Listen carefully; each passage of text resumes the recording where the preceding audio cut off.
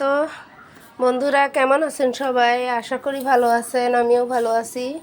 নমস্কার, আদাব। আজকে আবার চলে আসলাম ছোট্ট একটা ভিডিও নিয়ে আপনাদের সামনে।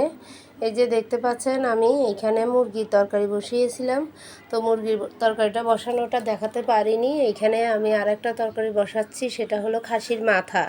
তো খাসির মাথাটা আজকে রান্না করতেছি। এই যে দেখাইতেছি, মশলা টশলা দেওয়া হয়ে গেছে অনেকটাই। আর এদিকে সব মশলা দিছি, আদা রসুন বাটা, একটু হলুদ দিছি, আর এখন জিরা ধনিয়ার গুঁড়ো, লবণ, তারপরে মরিচ বাকিটা দিয়ে দিলাম এখন, কারণ আদা রসুনটা একটু ভেজে তারপরে দিয়েছি। এই যে দেখতে পাচ্ছেন মশলা তেল ছেড়ে দিয়েছে, আর আমি মাংসগুলো আগেই পরিষ্কার করে রেখে দিয়েছি সুন্দর করে। এই যে দেখতে পাচ্ছেন, আমি এখন দিয়ে দেব। তো দিয়ে নাড়াচাড়া করে ঢেকে দেব সুন্দর করে। তো কি আর বলবো, এদিকে অনেক কিছু বলার থাকে, বলতে পারি না। তো বন্ধুরা, আমার ভিডিওগুলা যদি আপনাদের একটুও ভালো লেগে থাকে অবশ্যই দেখবেন, লাইক কমেন্ট শেয়ার করবেন।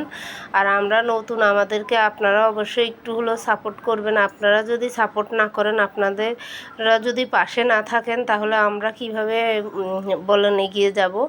আপনারাও পাশে থাকবেন, আমরাও পাশে থাকবো অবশ্যই। কি আর বলবো, এইটুকুই কথা বলার। তো এই যে মাংসটা কষানো হয়ে গেছে, আমি ঢেকে এটার মধ্যে জল দিয়ে ঢেকে দিয়েছি। আর এখানে কাঁচামরিচটাও দিয়ে দিতেছি।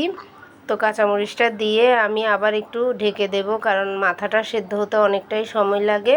আর এদিকে বাচ্চাদের জন্য একটু নুডলস রান্না করেছি। বাচ্চারা নুডলস খাবে বলছে, সন্ধ্যার সময় ওদের খিদে লাগে, তার জন্য একটু নুডলস রান্না করে দিয়েছি। আর ঝোল নুডলস খেতে একটু পছন্দ করে আমার ছেলেটা।